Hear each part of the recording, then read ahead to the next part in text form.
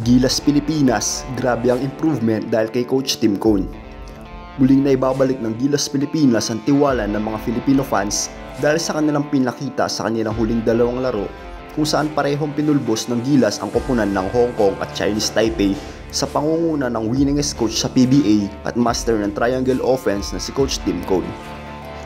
Naging napakalaki ng pagbabago sa laro ng Gilas simula noong pinagkatiwala ang koponan kay Coach Tim Cone. Kitang-kita na halos walang dribble ang kanilang mga play at laging umiikot ang bola. Hindi katulad noon na halos dribble drive at sa iisang player lang umaasa ang koponan. Dahilan para makapag-commit na sangkatutak na turnover ang team dahil alam na alam ng kalaban kung sino ang gagalaw sa opensa para sa Gilas. Hindi tulad ngayon na umiikot talaga ang bola at hindi lang sa import umaasa ang team. Kung titignan ang stat sheet sa kanilang laban kontra sa Chinese Taipei, nakapagtala ang Gilas ng 30 assists dahil sa mga napakagandang play at ikot ng bola malayong malayo noon.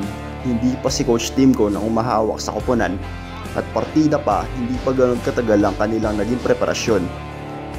Naging napakalaki tulong din ang pagbabalik ng Hinebra import na si Justin Brownlee sa koponan dahil sa tagal na nito naglalaro para kay Coach Tim Cone.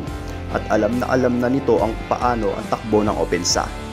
At naging big factor din ang naging specific itong si Coach Tim sa pagpili ng kanyang mga players, hindi katulad noon na napakaraming option at ang tagal pa bago makapili ng mga players na isasabak sa laban.